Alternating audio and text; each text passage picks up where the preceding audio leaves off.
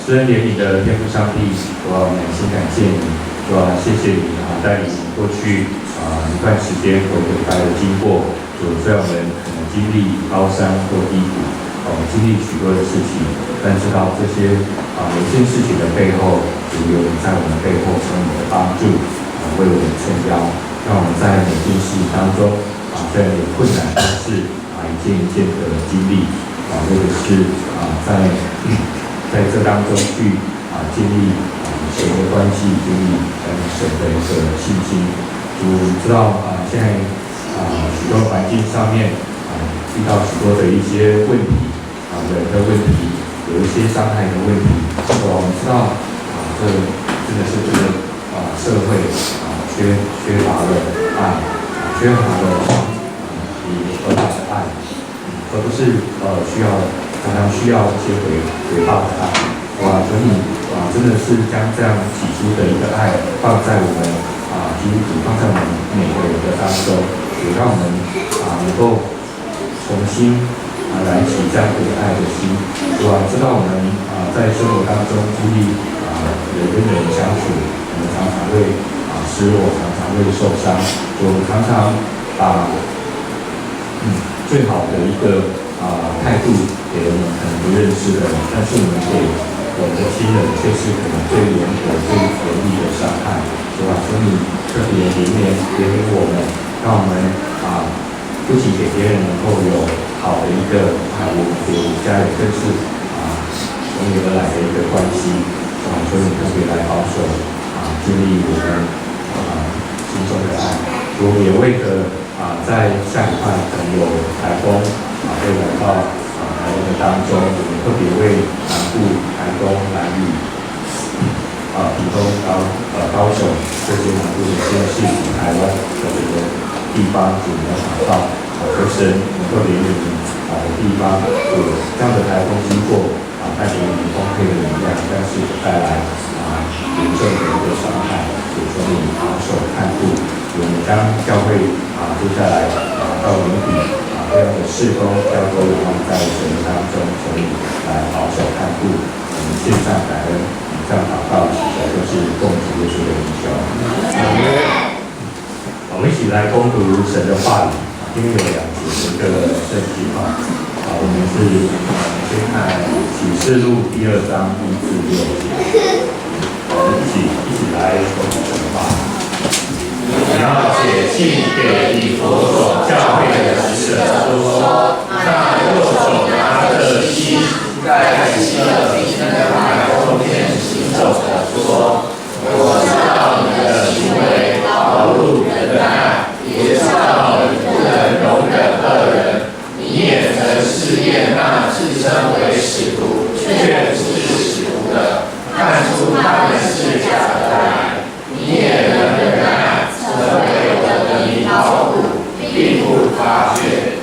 然而有些事我要责备你，就是你把起初的爱心离弃了。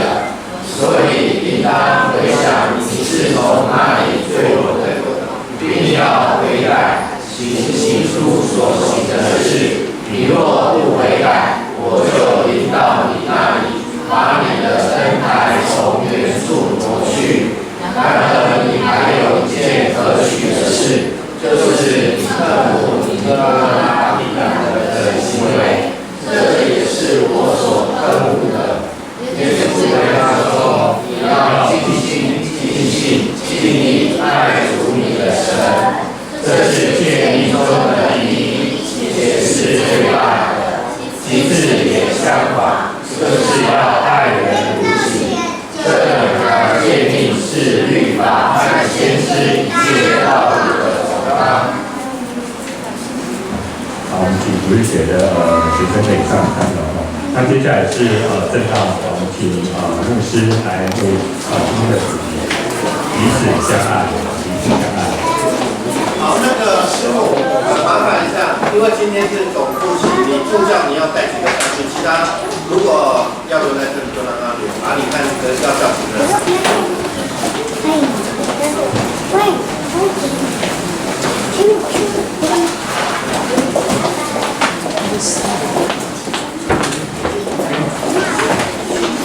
各位弟兄姐妹平安。今天在这一季的最后一个，牧师用一个彼此相爱来跟大家分享哈。那牧师平常会做那个投影的那个大纲哈。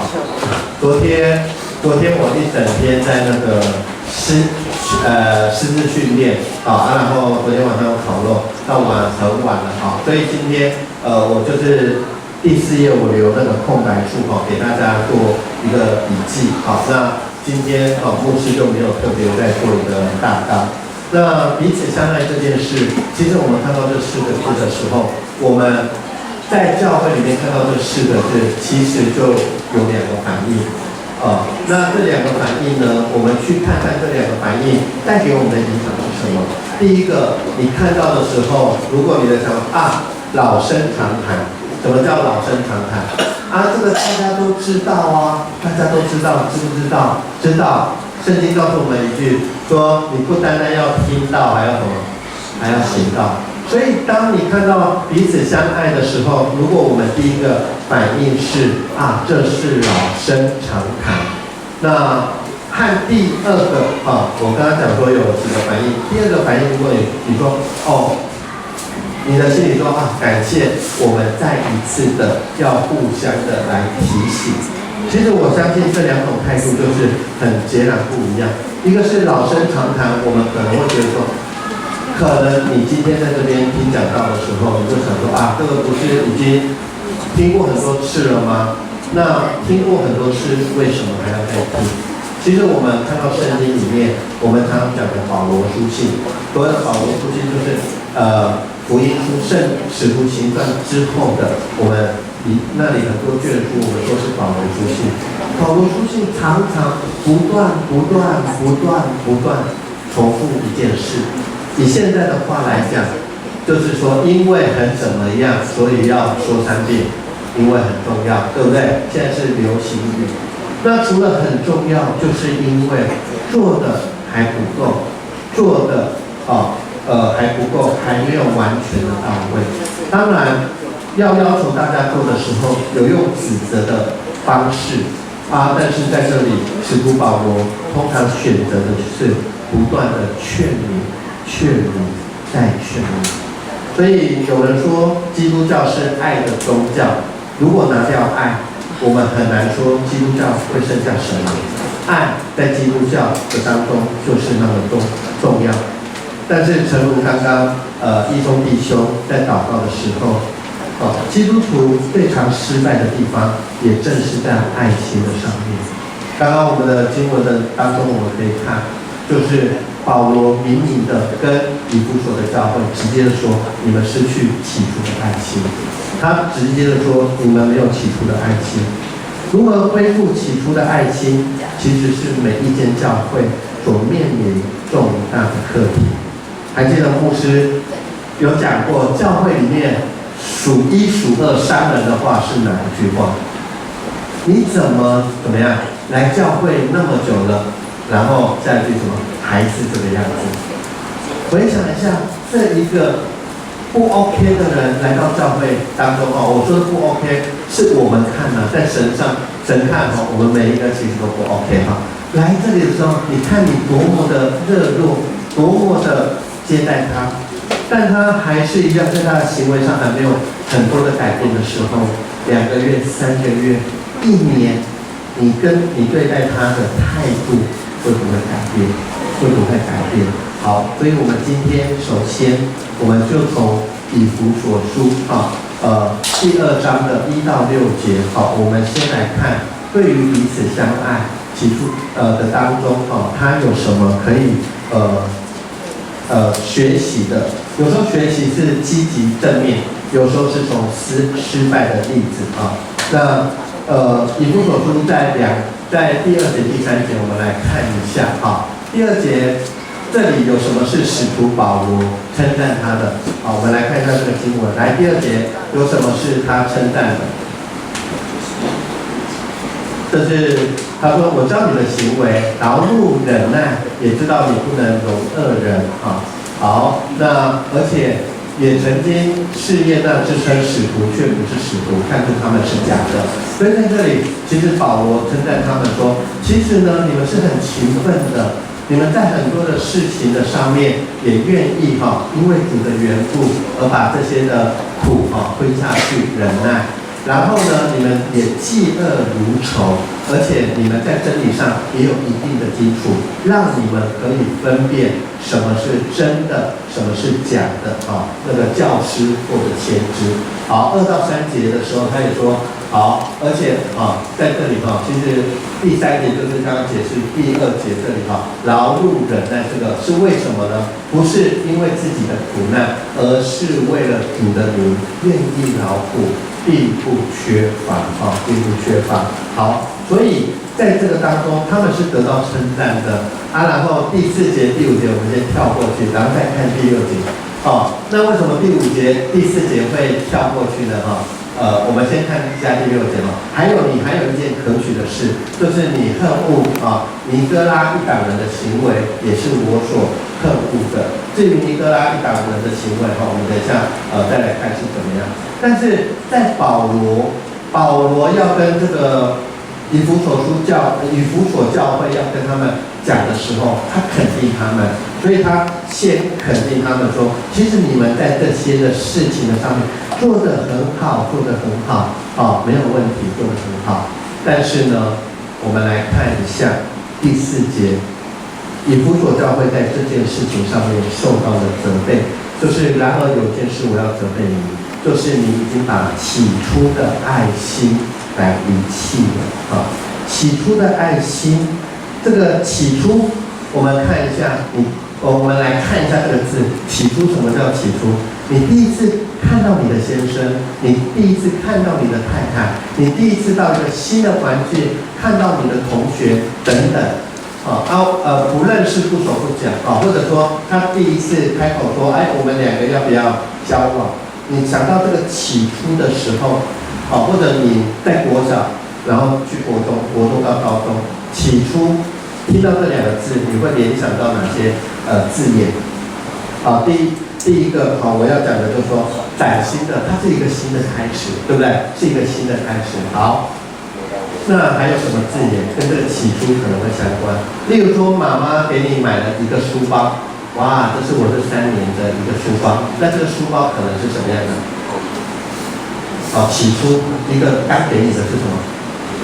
新的，没有错。所以起初的时候是崭新的，是干净的，然后它的氛围是怎么样？是热情的，是热闹的。所以我们来回想一下，为什么有时候我们的信仰在圣经的里面讲到起初的爱心，或者牧师会讲到起初，就是我们在信仰，我们在彼此相爱这个课题的当中，我们能不能是一个很干净的？什么叫很干净的？我彼此相爱为的是什么？不是我对你的好恶，彼此相爱，这是一条命令，是耶稣基督赐福的一个原则。不管如何，你们要彼此相爱。那洁净和崭新为什么要放在一起？旧事已过，都变成新的。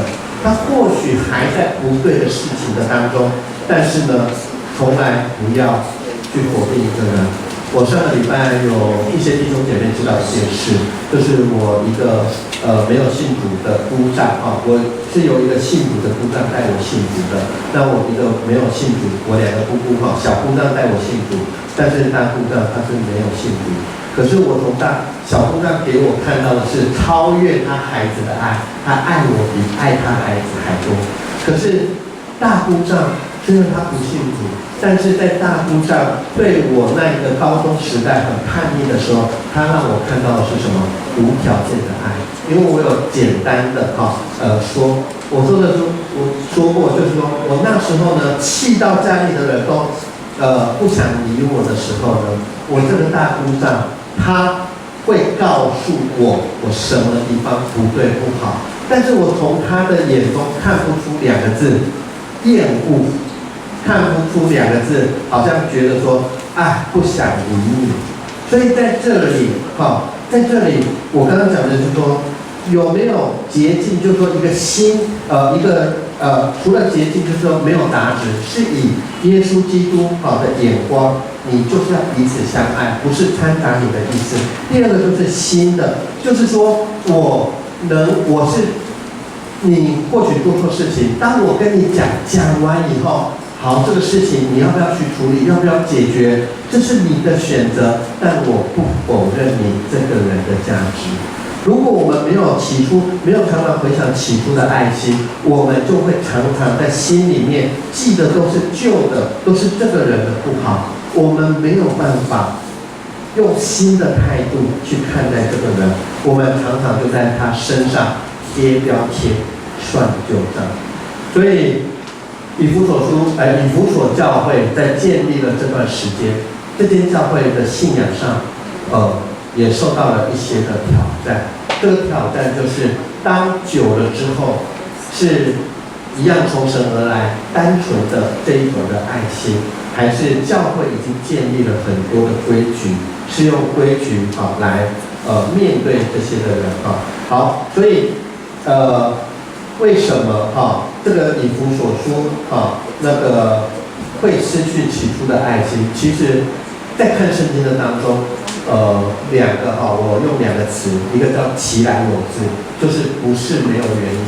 第二个可能是我看的在这个部分，因为看圣经下来我所谓的可能是说，有不同的神学家有不同的说法，这是其中的一种说法。其实以弗所教会那时候已经受到了很多的挑战，正如今天的教会受到很多的挑战，所以呢，他定的这些的规矩是为了让教会纯正的信仰可以得到一个保障。可是呢，到最后不小心或者不经意的怎么了，倒果为因，或者说本末倒置，就是这些本来是要帮助弟兄姐妹在信仰上能够更加清楚过一个敬虔的生活，没想到这些因着要保存纯正的信仰、敬虔生活的条例，到最后变成了什么评估或者判断人信仰的方式就是说，你这个有没有遵守？这个有没有遵守？这个有没有遵守？如果没有遵守，你不是一个好的基督徒，还是刚刚讲了一个很重要劝诫，还是说我告诉你这个要注意，要这样做，要这样做，要这样做但是我们劝诫的时候，中间并没有包含论断。好，所以第一个，我们从以弗所教会所看到的，就是说，保罗跟他们讲，你在很多的事情上面做得很好，但是有一件事情，就是起初的爱心你离弃了。而这个起初的爱心起初的爱心里面就包含你有没有当初的那种热情，有没有真正单纯的以耶稣爱不爱人的价值这件事，看你可不可以把一个人他的不好的习惯和一个人的价值分开。所以起初的爱心可以让我们常常想到这件事。那在这个当中保罗也做了一件事，就是在2章4节这里讲完以后，我们来看2章5节他讲什么。所以应当回想你是从哪里坠落的，并要悔改。起初所行的事，你若不悔改，我就临到你那里，把你的灯台从原处挪去。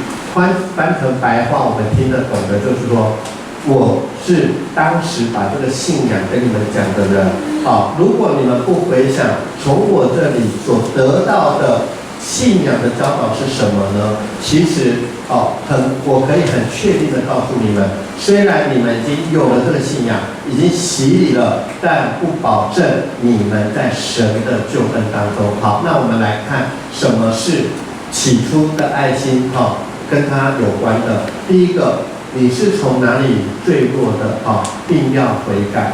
就是说，当你现在信仰状况很好，你觉得你可以教导很多人的时候，不要忘记你曾经是一个罪人，在神的面前没有一个人能够称义，所以我们有什么资格可以来论断别人呢？那起初所行的事，其实就是刚刚讲的哈，你一定要回到所以2章5节就是4节的一个延伸，也是他顺着下来，所以他期待以弗所教会的人能够常常对人是用一个新的眼光，是一个单纯你是神的代言人，你是耶稣基督的代言人，还有一个给人热烈的这个感觉这个里面是彼此相爱或者起初的爱心里面非常重要的事好，所以这是第一个在启示录2章1到6节以弗所教会给我们可以学习的部分。那第二个，我们来看一下马太福音马太福音22章37节，其实这一段的话是从申命记的6章6节从那边来引用出来的。耶稣对他说：“你要尽心尽性尽意爱主你的神。”这是诫命中的第一，且是最大的。其次也相仿，就是要爱人如己。这2条诫命是律法和一切先知道理的总纲。在我们这半年我们的信仰的告白，其实就是用马太福音22章这一段的记载，还有约翰福音16章17节的记载来成为我们信仰的一个告白。好，在这里告诉我们，在我们要彼此相爱的当中第一件事情是尽心尽性尽意爱主我们的神尽心尽性尽意6个字，你有没有办法把它用更简单更简洁的方式把它讲出来尽心尽性尽意对我们的了解尽心可能你全部的精神体力尽心，不管我们对人有什么影响力不管我们自己那个所有的个性什么，我们都愿意在神的面前排列所以在这里如果更简单的用2个字，就是你要全人爱主你的神我用全人2个字，全部那全部代表什么？没有例外。弟兄姐妹，在这里他用了3个尽那个是一个，就是说一个已经最高是这样，最高是这样，最高是这样，就是他用这样的一个词汇来形容来提醒我们要好像要你想一想，第一个尽心的时候，用毛巾这样拧了，好像没水了，再拧尽性尽意这个样子。那刚刚牧师说全部没有但你拧到最后，希望这个毛巾越干越好。可是刚刚牧师所讲的就是全人的意思，就是说完全不要有例外。完全不要有例外的去爱神好，请问这是什么？这是牧师很直接的说，这是理论。但是重不重要？重要。但是理论怎么变成实际？就是明白知道我们做不到，但是我们的心一定希望这个样子。就是在世上，就说我们对于耶稣基督的教导，我们知道他希望我们我们知道他希望我们这样去做。重点不在于我们目前是99分、70分、69分、59分，而是弟兄姐妹，你愿不愿意？心里期待你要考100分，就是你愿不愿意和你能不能做是两件事。神看的是你愿意吗？你愿意尽心爱我、尽心爱我、尽意爱我？你愿意全人爱我吗？还是我们的回答说，主啊，95分、90分就够了，其他保留一点给我。在我们的信仰里面，没有可以为自己私下保留的部分。所谓私下的保留的部分，通常就是我们生命中最需要被调整的部分。好，所以刚刚我讲了那么多，跟我们彼此相爱有什么关系呢？好，就是说，如果你对神已经有保留了，你对神有保留，然后有保留，就是我的意思说，他讲的话你不一定100%相信。然后他告诉你说，你要去爱人如己，你要去彼此相爱，你就会怎么样？一样选择性相信。好，什么叫选择性相信？我先来跟大家说一句话啊，玩一个小测验。好，我要你们现在特别注意一下在我们的里面在我们的里面什么在现在这个环境的里面什么东西它的颜色是黑色的？好，你可以回头这些都看一下好，什么东西是黑色的？好，请你注意一下你可以看一下什么东西是黑的好了没有？好，稍微想一下什么东西是黑的？好，这时候请你们眼睛闭起来请你们眼睛闭起来，都不要偷看。好，请指出来，在这个房间里面手指哪一个地方是白色的？白色的。好，只要不要看我刚刚问你们哪里是白色的。好 ，OK， 好，睁开眼睛。请问刚进来有拿周报的人，请举手。有好，周报是什么颜色？是白色。我刚刚讲的是什么呢？在英文有一个字叫做 elephant in the room， 大象在这个房间里，什么意思？一只那么大的大象，可是你选择没有看到它。所以刚这个里面讲就是说，刚白色的你可能很去想牧师这个前面有十字架，可是我们却往往忽略了，其实在很多的时候，像我们的周报，它一定是白色上面有黑色的字，而是你选择性看见，你选择了什么？你选择看见这个十字架，你选择看你的周报这白色的部分。所以弟兄姐妹，我们的信仰上，我们必须很深刻的去看，我们对于信仰上是不是常常选择性？我愿意看第2节、第3节那个是义中要看的第4节到第7节林老师很需要，第9节不错，这是祝福，这是我要的。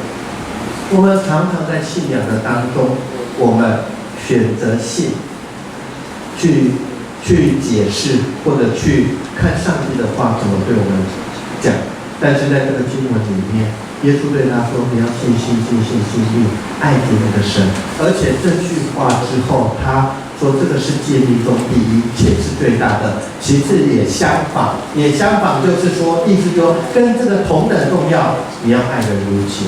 但是首先，你若没有办法尽心尽意爱上帝的时候，上帝跟你讲的话，你也不一定完全愿意去接受。弟兄姐妹，这就是我们信仰当中很简单但又很困难的部分。简单的是这一个逻辑性或这样的一个说法，一听就明白。困难的是，我们是不是真的就那么单纯的去相信、去跟随？这就是在这个里面，当我们有时候很容易说“是啊，主啊，我愿意”的时候，真的，我们尽心、尽性、尽意向着我们的神吗？因为唯有如此的时候，我们去爱别人的时候，我们才可以跟神说什么？神，我愿意，但我不足的地方在哪里？你帮助我。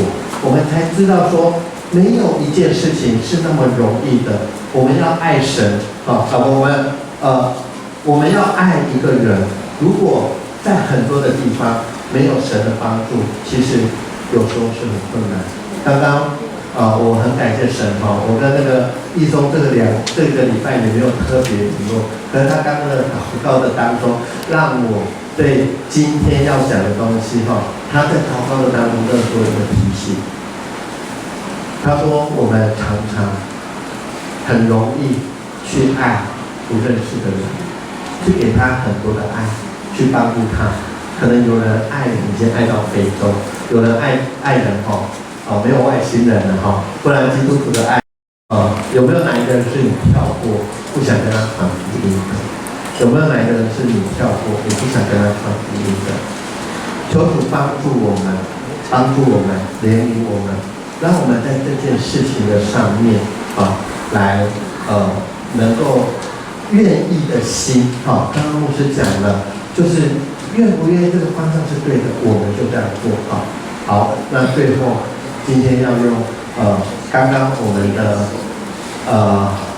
起应文就是我们常说的爱篇哥林多前书13章这个当中好，其实他说，如今圣战最大的是爱，爱超越了什么？爱超越了至少3项东西。如果你回想刚刚哥林多前书13章，爱超越了什么？我若能够说什么东西，我若能够说方言，却若没有爱，就成了怎么样？讲得拔，讲得我们的拔，好，在这里就说超越了方言，这个方言所指的就是可以代表我们所有很多的恩赐，方言是所有恩赐的当中的一个东西，好，那超越了方言这件事，就是说，如果爱比这些恩赐更重要，如果没有了爱，这些恩赐其实对你和别人的生命帮助不大。我举个例子来讲好了如果有一个人他很会，他有一个很好的体格，他有很灵敏的速度，结果他是一个力量很大很敏捷的，他可以当职业选手，职业的拳手。但如果他今天他可不可以去当黑道的杀手？是可以的。所以刚刚讲的是说，神给我们百般的恩赐的当中，如果没有爱，那这个恩赐一定不是成为别人的祝福，而是可能变成使别人受伤的一件事。那刚刚爱那个哥林多前书13篇还说那个若我有先知讲道之能或者说你可以讲预言，先知或者预言这件事情，在我们圣经里面代表什么？代表跟神比一般人更接近的关系。弟兄姐妹，如果没有爱，就算你跟神更靠近，也没有什么很大的用处。为什么呢？因为我看一下因为我怕大家忘记这里用看的比较好。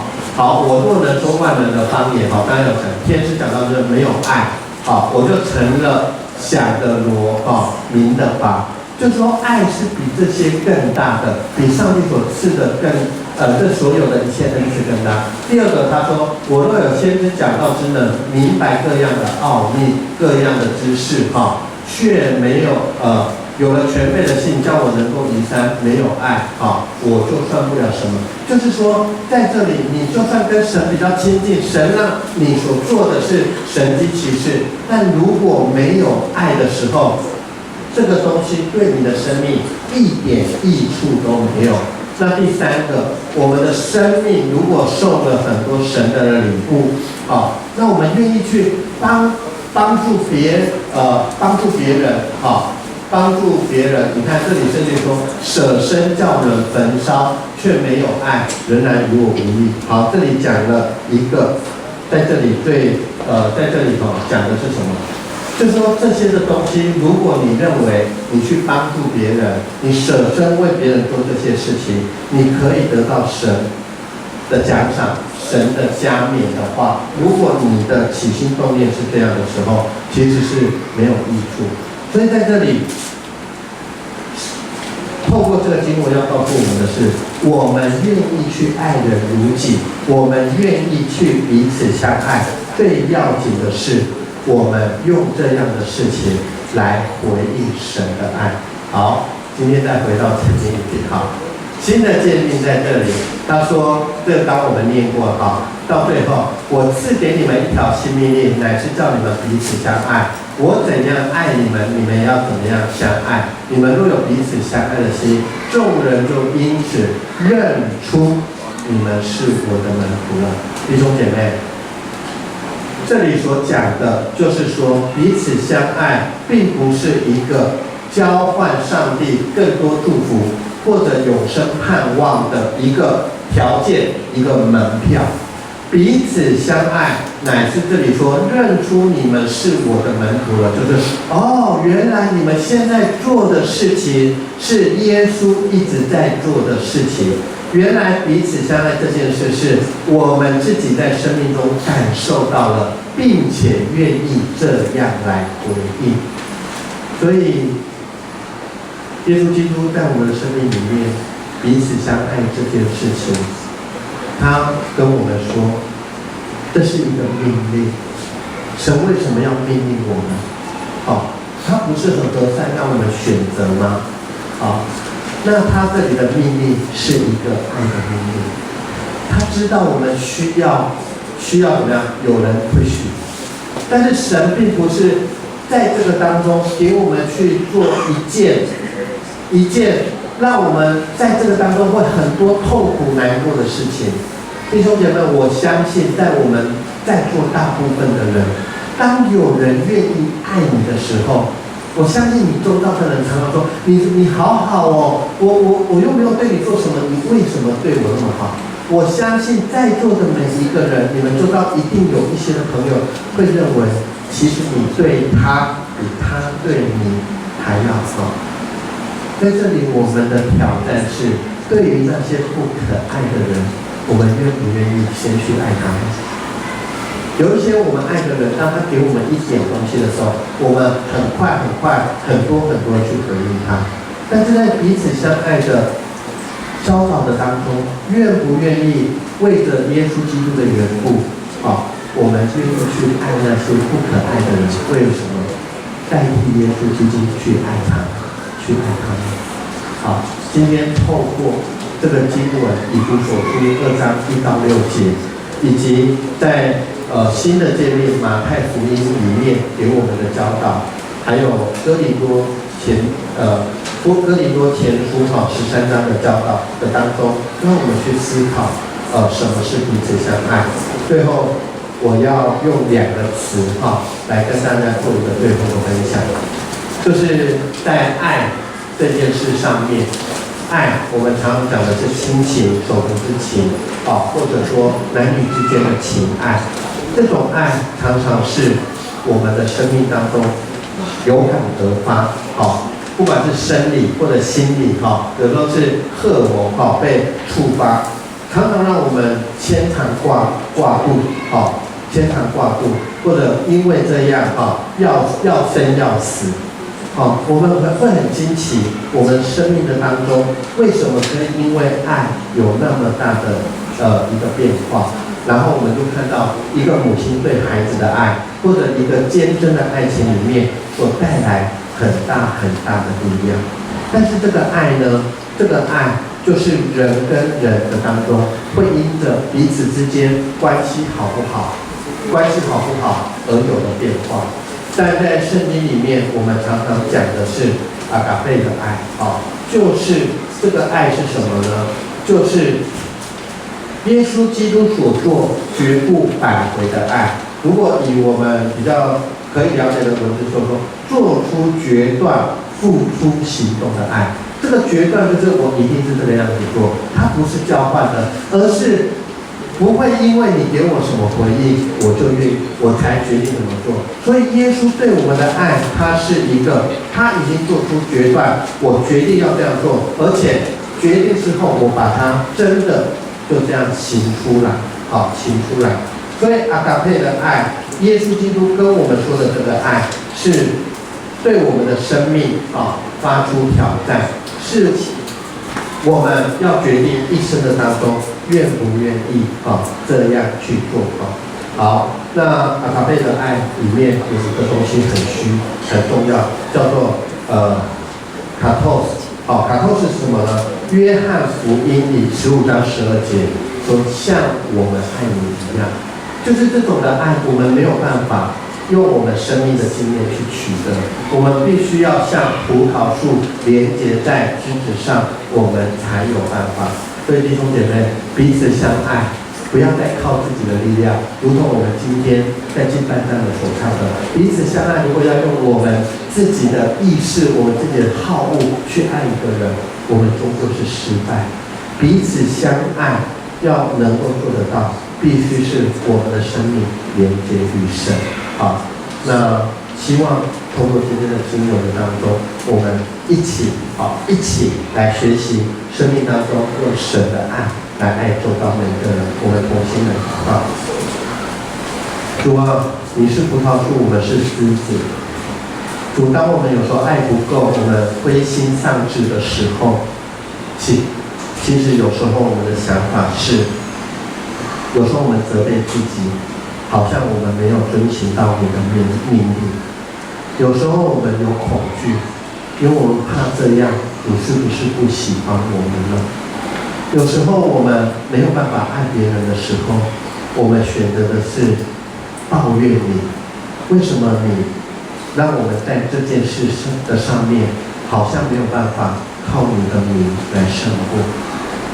但是这时候我们恳求你，让我们回想在我们生命中如何与你亲密的时刻，就是起初遇到你那时候，被你的圣灵所充满，被你的爱所充满的那个时刻。让我们看到你如何的爱我们，我们就这样的去爱别人，因为这样我们才能说是你的门徒，你的学生。这样我们也才知道，我们越来越像你。主啊，这不是靠我们的能力能够做到的。求你垂听我们的祷告，在你面前真实的祷告。愿我们每一个人的生命都连结于你，愿你在我们的里面，愿那你说像你爱我们一样这样的爱，透过我们的生命去爱我们周遭的人，然后告诉他们说，我们如此的爱你们，是因为上帝耶稣也是如此的爱你。谢谢你，祷告奉耶稣基督圣名，阿们。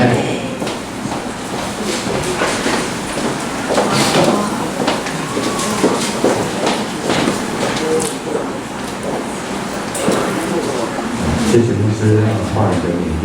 好，我们一起来回应神的那个话语。我们看圣诗243首，我们请起立唱整首。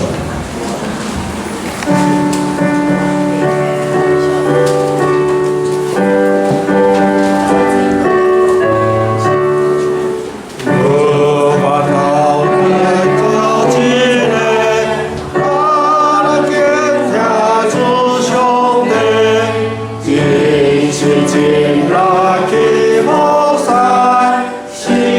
情人着